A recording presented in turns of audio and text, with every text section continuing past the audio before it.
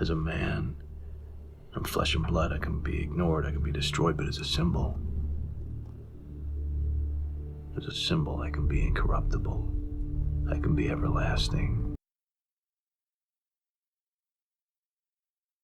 The idea of a person embodying a symbol is something that has captured the imagination of humanity for as long as there have been humans. The gods and goddesses of the ancient world often took human or partially human shape, but they weren't human.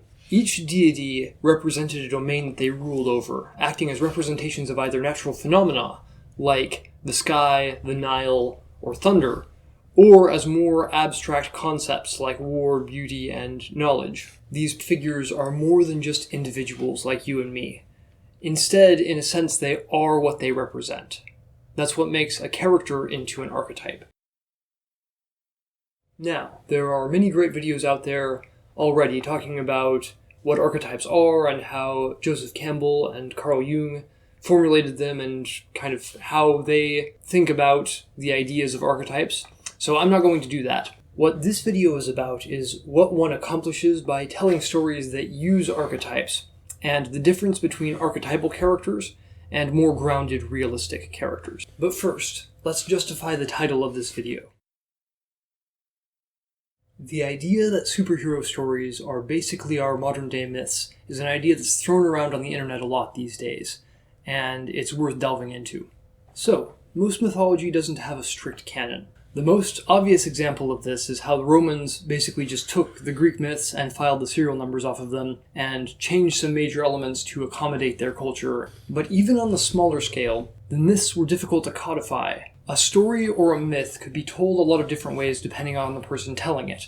There was no specific author whose copyright was being violated if someone decided to tell the story a different way, so no lawyers would show up, and there was no internet to fact-check whether or not Zeus or Horus or Thor actually did those things in that story. Superhero stories have a lot of these same characteristics. The characters are easily identifiable, but the stories vary kind of wildly depending upon the person telling it. The difference is that comic book heroes came about through a kind of capitalism-fueled scientific method.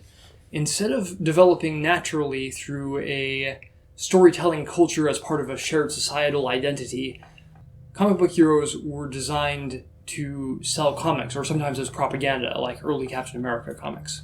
Only the superheroes that sold well survived, and the canon became that which was popular among comic book fans at any given moment. That which wasn't popular was retconned or forgotten. This is one of the things that critics of comic book heroes bring up to show that the genre is fairly shallow and not very artistic. Instead of having deep cultural roots, comic books are basically the result of companies cranking out commercially successful stories which appeal to the sensibilities of nerds with money. In other words, superhero stories are cultural ideals discovered through popular opinion and sales numbers. What's more American than that? It's important to have characters in stories that are closer to ideals than people. That way we can see what we're striving towards, even if we never get there.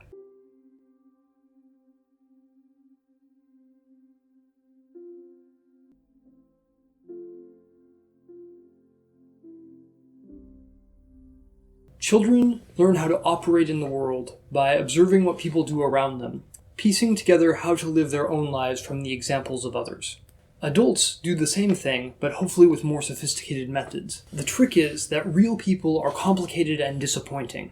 The decisions that real people make rarely form a coherent narrative that you can learn from easily. And that's where stories come in, especially stories that have heroes with very clear ideals and motivations.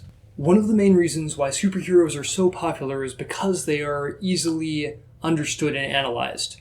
This simplicity is also why I'm talking about them now in my early days of YouTube. It's easier to analyze these sorts of characters than characters that are closer to real-life people.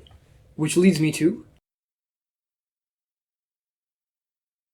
a discerning patron of the arts should not only watch superhero movies, but the virtues of superheroes go beyond their mere simplicity. Superheroes and other archetypal characters play an important part in our understanding of the world. More detailed characters help us better understand how humans actually are, but archetypes allow us to imagine what could be. Now, there's a fair critique to be made about the questionable or even dismal quality of the average superhero movie these days, one's time might be better spent enjoying the tales of archetypal heroes who don't wear capes.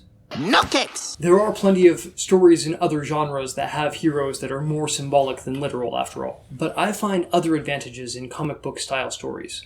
There is something to be said for a fully fleshed out world that has a variety of recognizable characters in it, which is a comic book staple.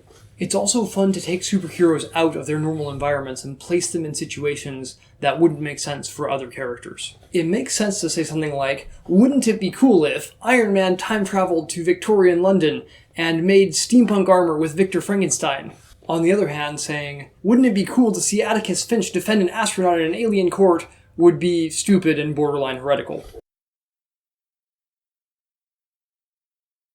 Some archetypal characters are very human, even if they embody the symbolically perfect king, or even the perfect hobbit.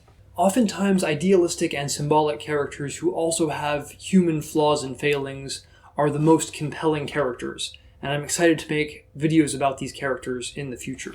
For Frodo. Speaking of the future, the format of this video is different than the previous one. I'm planning on alternating between videos that focus on a specific movie, book, or show, and doing videos on a more overarching theme. Let me know which format you prefer as they come out, and thank you for joining me.